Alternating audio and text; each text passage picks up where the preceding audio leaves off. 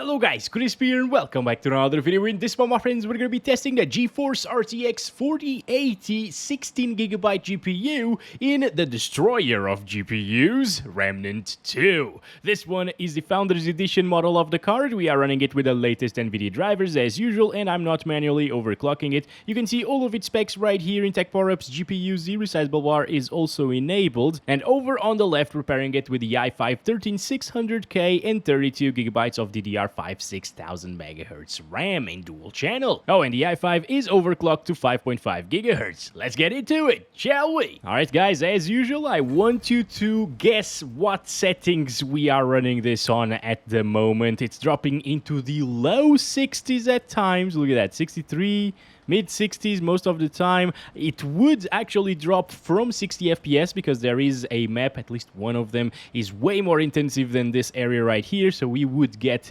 mid-50s probably there. And yeah, have you made up your mind, guys? We are playing at 1440p ultra settings. Alright, this should be super easy to run for an RTX 4080. We finally can see 60 FPS at 1440p resolution, native, but it requires a $1,200 GPU. That is completely bonkers. Anyway, I am gonna go ahead and play at 1080p resolution first, ultra settings. We're also gonna test DLSS and frame generation at 1440 ultra, and then we're gonna bump it up to 4K, maybe do a little bit of 8K at the end. Okay, here we go. The 1080p resolution is now applied with the ultra settings preset. This is really smooth, but you know, it's an RTX 4080 and it's only getting around 100 frames per second, not in the most intensive area in the game. It is really intensive here, but again, it can drop from the values that we see in this part. And considering that this GPU usually can pump like what, 150, 200 frames per second, even more than that sometimes in intensive games at 1080p ultra settings, this is quite poor result. Okay, I'm gonna start counting our FPS. This is it. No, this is not it. You should respawn me, please.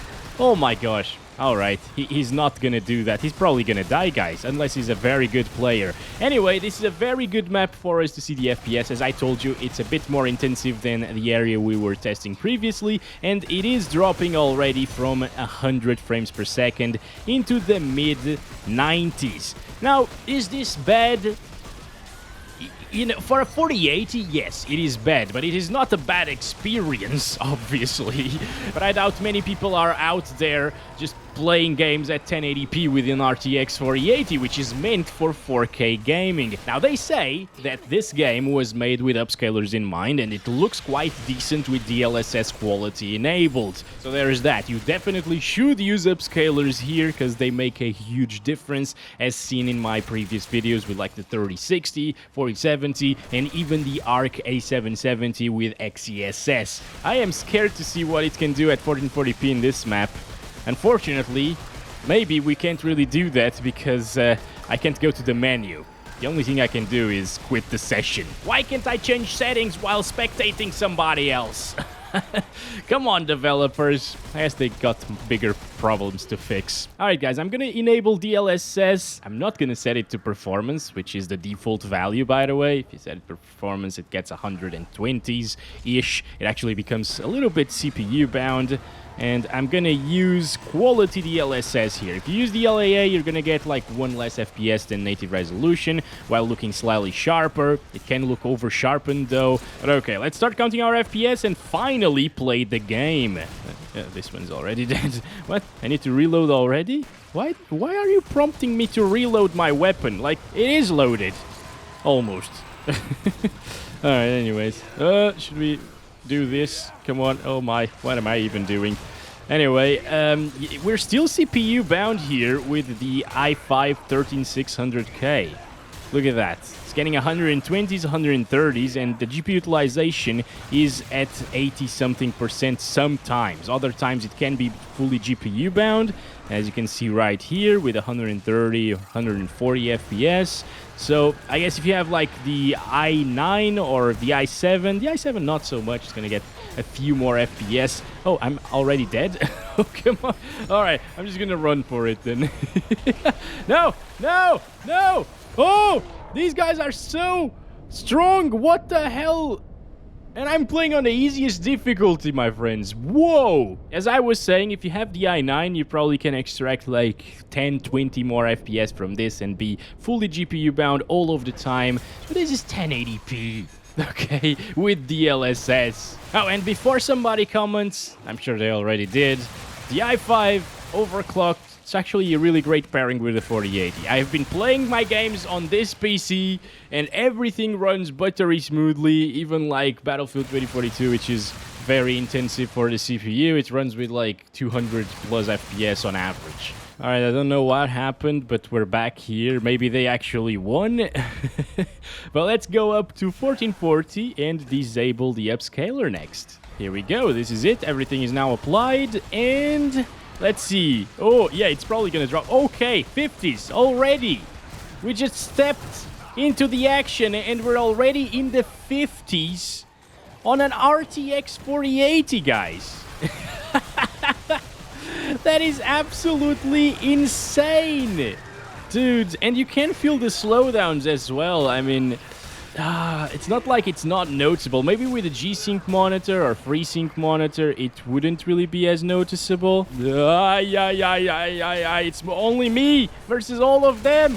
Okay, my boy is already here with us, and I'm dead. Oh, like, what the hell is this? Why? How is this lowest difficulty? Gotta start doing something, otherwise we're just gonna die and die and die and die and die. Well, story of my life in video games. Anyway, yeah, this is not great. Now, I gotta say that the graphics on ultra settings and 1440p resolution, and I'm actually using a native 1440p resolution display right now for this part of the video. It does look ultra detailed, okay? It is very, very pretty like this. Not as much at 1080p. Obviously, you lose a lot of detail at that resolution, but at 1440, 27 inches, there is a ton of detail right here. So it's still very good, but the performance levels are still not justified.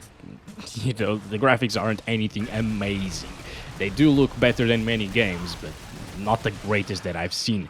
So, again, you need DLSS to play this game, unfortunately, above 60 FPS on ultra settings. God damn it. Oh my gosh, what is happening? I'm dead! No!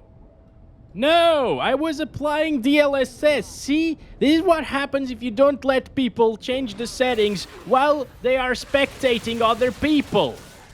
They need to do it inside of the game and then they'll die and complain about it. At 1440p, we're getting 110 frames per second on average with quality DLSS, which is quite nice. It's smooth. You shouldn't have a problem at all right now. It's going to feel smooth and responsive. No frame generation yet, by the way. That's going to reduce the responsiveness a little bit, especially because they actually cap the FPS to the monitor's refresh rate when you enable frame generation. That's why I'm not using my usual 4K monitor for this, because I can only run it at 60 Hz because of the capture card. But anyway, if I was playing on my 4K monitor, it would lock the FPS using frame generation to 60, and that's obviously very terrible because the input lag then is the same as 30 FPS input lag. So it's not good, not a great implementation of frame generation either. Considering that they said that they built the game with upscalers in mind and then they lock the FPS to the monitor's refresh rate when using frame generation. What? What are you doing? That's just an excuse, obviously.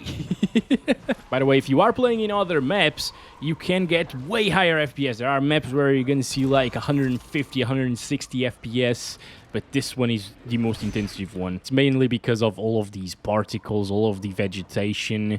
It's super, super intensive. But anyway, if I had a 1440p monitor as my main monitor with the RTX 4080, I would choose these settings.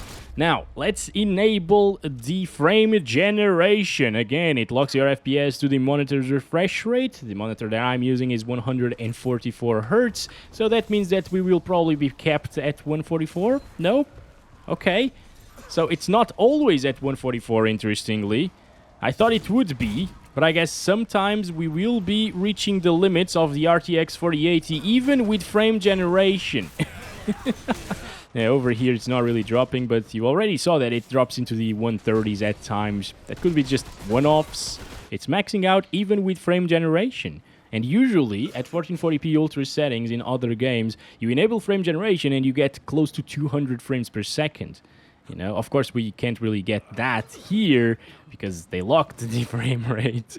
But yeah, it's still poor performance since it drops into the 130s at times. And I mean poor performance compared to other games without ray tracing, because this doesn't use ray tracing or nanites. You'd think that it is using ray tracing with these FPS, but nope. Imagine this with ray tracing. At 4090, you would get 30 FPS probably at 1440p Ultra. Anyway, if you want that little bit extra smoothness with the high refresh rate monitor, you can have it here by enabling FG. I wouldn't use it since the input lag was a little bit better using quality DLSS alone, and the FPS were more than enough to enjoy the game properly. But again, if all you care about is that visual smoothness from your screen with a tad bit more input lag, which is not really that noticeable at 144 Hz, honestly, well, you can do that. Alrighty. Oh boy, this is bad. This is bad for a 4080. It's running at 4K using ultra settings and no upscaler. 33 FPS right here. That means that it would actually drop from 30. Whoa, no way. There is no way. I'm gonna do my best to find the other map again, guys. Okay, guys, here we go. I'm gonna start counting the FPS. You definitely should not play. Oh my god. No, why is it so difficult to hit things? Look at the frame time graph, dude. That's crazy. It's not running out of VRAM or anything. You can see it's only using like 9 gigs. In terms of VRAM consumption, this game is actually pretty impressive because it has some really good looking textures, especially at 4K, and it's only using 9 gigs. But again, the problem is the performance. The raw performance is just terrible in this game. Anyway, yeah, it stays around 30 frames per second. It is stuttering like crazy now for whatever reason.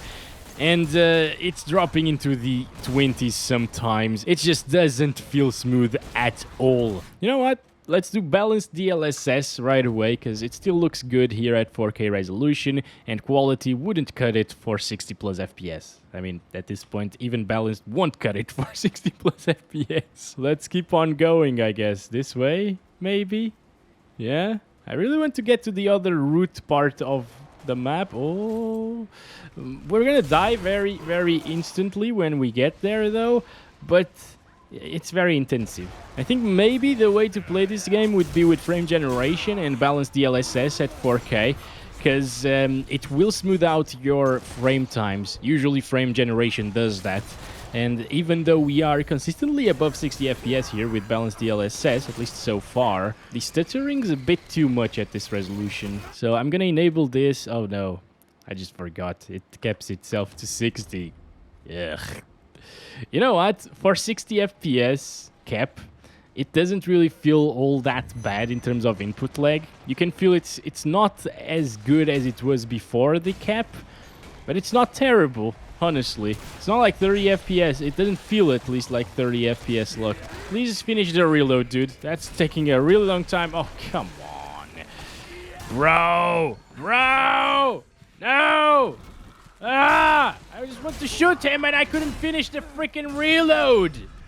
Oh, boy. There we go. Oh, my goodness. Okay. Yeah. Anyway. If you have a 4K high refresh rate monitor, which you might have with a 4080, using these settings will probably net you like 100 frames per second or so, and it's going to feel smooth, it's going to feel even more responsive in terms of input lag, and it's probably how I'd play this. Anyway, I think, since nothing is happening right now, and balanced DLSS was actually pretty decent, better than I expected, we should go up to 8K. Let's do native first. Here we go. This is it. 4320p. 8K is actually 4 times 4K resolution. The capture card just stopped recording. Oh, it crashed.